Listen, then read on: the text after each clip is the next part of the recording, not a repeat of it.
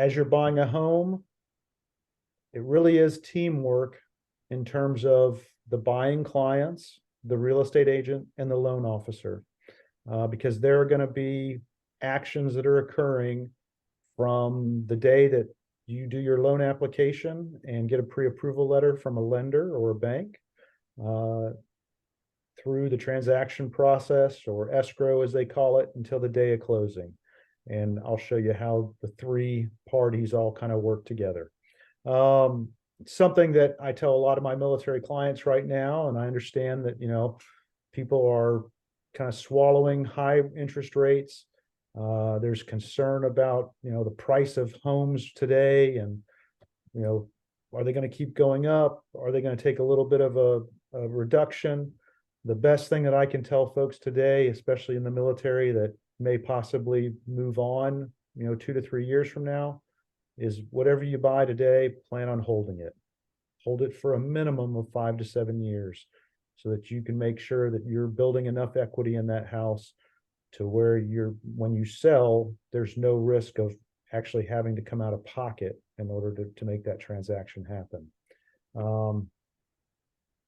Folks on the civilian side, I'm sure, they're more likely going to be holding onto their houses a lot longer than 3 years, like a military family might. So this is just kind of a timeline chart that I built myself to just kind of show how we kind of work together, these three pieces. The middle of the arrow basically shows you the major events that are occurring as you go through buying a house. So the budget and loan application piece, making sure that your finances are in order, talking with a loan officer, figuring out what that price point is that fits into your budget, and eventually producing a pre-approval letter from that. Okay. The second piece, finding an agent. Don't just do the click on Zillow and meet someone at a door. You'll have no idea who you're working with. Just because they're on Zillow doesn't mean they're great agents. It just means they're putting money out of their pocket in order to be on Zillow. Okay. Sit down with that agent, do the buyer consultation meeting, find out the wants and needs, and an astute agent has a lot of systems that help them look at an MLS or your market in your area, and can have access to every home that's going to be in that market. Some folks come into my office thinking that the only houses that I can provide them access to are houses that we are listing, and that's not the case at all.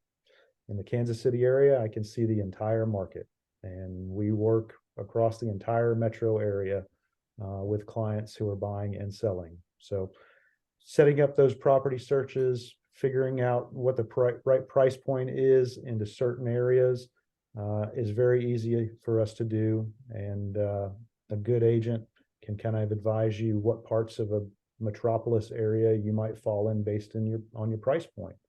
The other thing that we see very often in a major city like this, where we have, absolute urban into absolute rural, is certain loan vehicles work better in certain areas.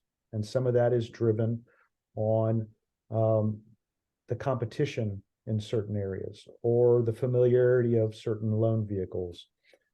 So a good agent will be able to help kind of direct you in that direction also, because we can look and see what sales are in certain areas and what types of loans closed on those houses.